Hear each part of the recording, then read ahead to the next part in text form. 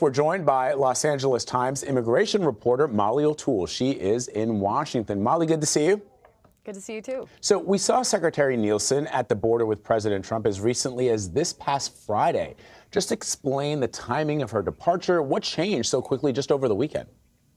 Well, it was interesting seeing Nilsson at the border with the president. Actually, the last time they were supposed to go to the border together, which is the Texas border, around the end of last year, the trip was canceled because the president had told people that he had planned on firing Nilsson, and then she had held on for a few more months. In those intervening months, they've really seen a spike in the numbers of Central American families primarily arriving at the border. Now, it should be noted there tends to be a seasonal uptick in the spring, but we've seen some very large numbers.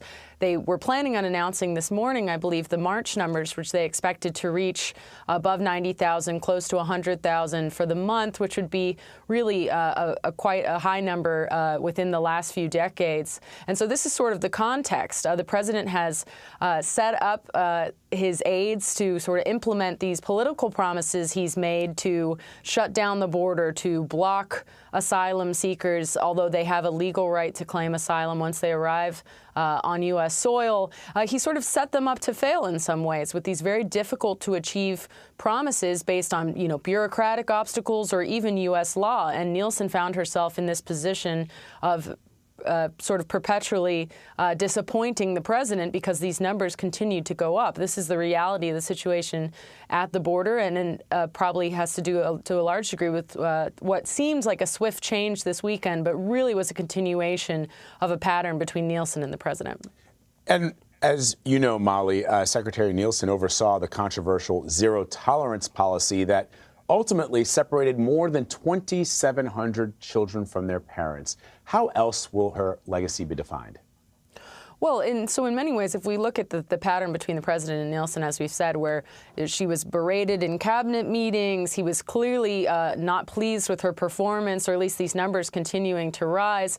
And we saw her sort of repeatedly, really publicly defend some of the administration's most draconian deterrents to try and deter migration, whether it's family separation and zero tolerance. She was really one of the most vocal defenders of that policy.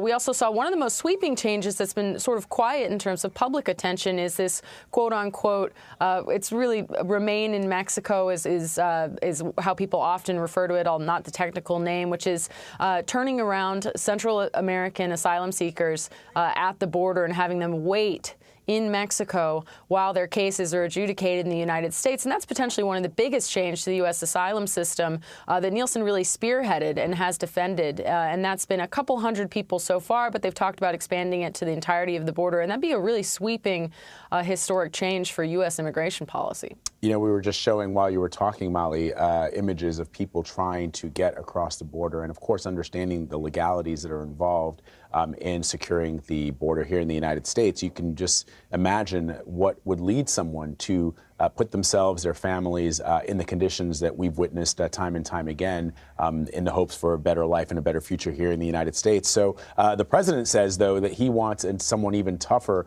managing this whole process. So he has named the U.S. Customs and Border Protection Commissioner Kevin McAneilan to be acting secretary. What more do we know about him?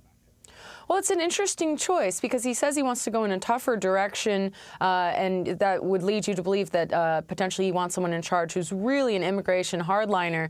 McAneilan, it's not necessarily that. He's served in several positions, but he's been with Customs and Border Protection for some time. He is really sort of a trusted career official. You don't hear the kind of rhetoric that it seems the president wants on immigration coming out of his mouth. In recent testimony, for example, and this is just an example of the sort of whiplash between the president and some of his top aides on these issues. He emphasized that if you want to prevent Central American migration coming north through Mexico to the United States, you really have to target it at its source, that there has to be more support for Central American governments to provide the kind of resources that potentially might prevent people from fleeing sort of record levels of violence that we're seeing in the Northern Triangle in particular, some of the highest levels of homicides outside a war zone, government corruption, poverty, and so on. So he talked about targeting the push factors in Central American countries. And as we know, the president threatening to cut aid and the State Department confirming that they'd be pursuing that route for cutting aid to Central America. So the proposed nomination, or at least in an acting capacity, sorry, not the official nomination, but naming McLeenan to be head of DHS is an interesting choice because he doesn't quite fit that mold that it seems the president says that he wants. So we'll see what happens next there. We will indeed. Molly, thank you so much. Molly O'Toole for the Los Angeles Times there in our D.C. bureau. We appreciate it. Thanks.